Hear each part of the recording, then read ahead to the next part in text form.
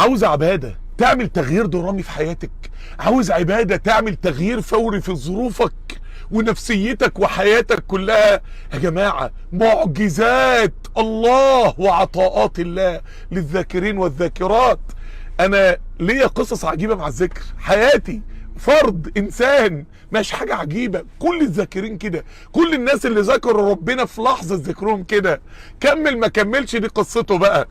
عايزين نعرف ربنا هيعمل لنا ايه لو ذكرنا ربنا، لو ادمنا ذكر الله، لو بقى عندنا ورد ذكر يومي ايا ما كان ايه هو الذكر، لو اكثرنا من ذكر الله سبحانه وتعالى واجتهدنا في ذكر الله سبحانه وتعالى. الله سبحانه وتعالى بيبين 3 عطاءات مذهلة لاهل الذكر في قول الله: ذكر رحمة ربك عبده زكريا. زكريا اي كثير الذكر، فلما اكثر من ذكر الله ربنا ذكره برحمته، فكلما زاد الذكر زادت الرحمات.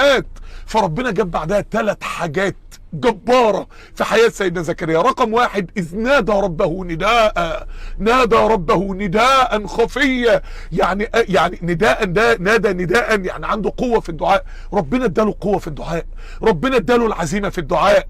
والدعاء ده عايز طاقة نفسية جبارة يا جماعة. ساعات تبقى في مشغول اقول لك كده: يا ربنا يا رب ما اناش قادر ادعي، مش قادر. ربنا اداله طاقة نفسية جبارة.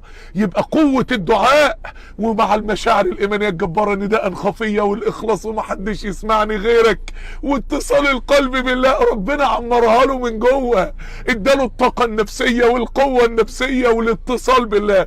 رقم 2 من عطاءات الله للذاكرين: قال رب إني وهن العظم مني واشتعل الرأس شيبا ولم أكن بدعائك رب شقيا. لم أكن بدعائك رب شقيا يعني عمري ما شفت يوم وحش معك يا رب، عمري ما شفت يوم وحش.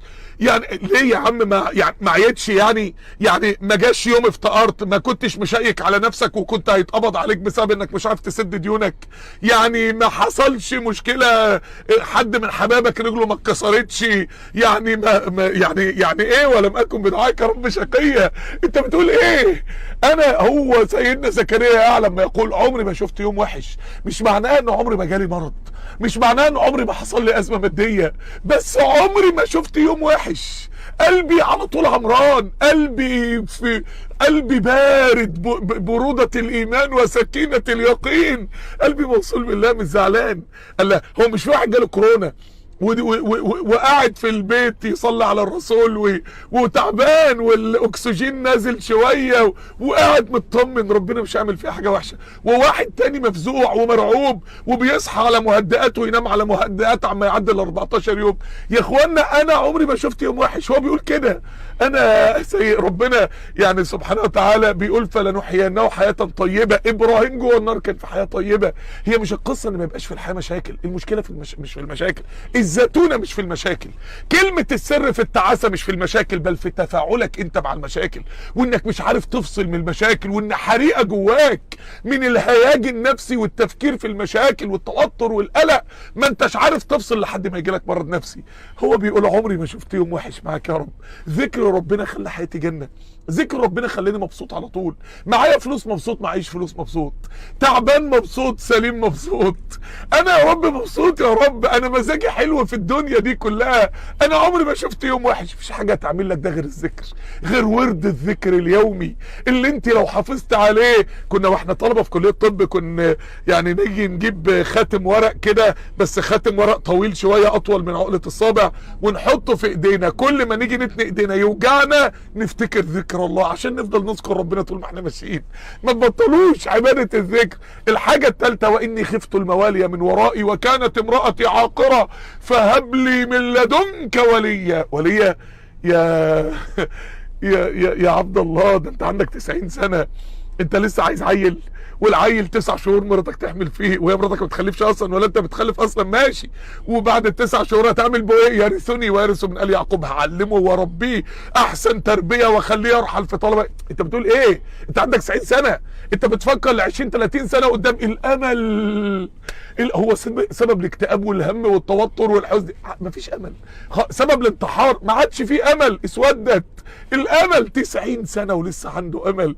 ربنا ملح نفسيته بالامل وملى نفسيته بالطموح وهو في السن ده. عايز اقول ايه؟ كل المنظومة دي كلها بسبب ذكر رحمة ربك عبده زكريا، بسبب ذكر الله.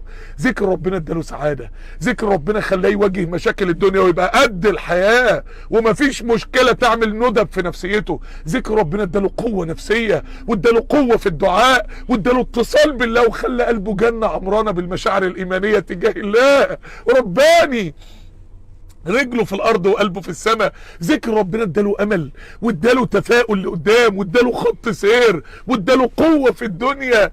ذكر ربنا ده دي حاجات ربنا بيديها لك كده لما بتذكر، غير عطاءات الله، غير كرامات الله للذاكرين.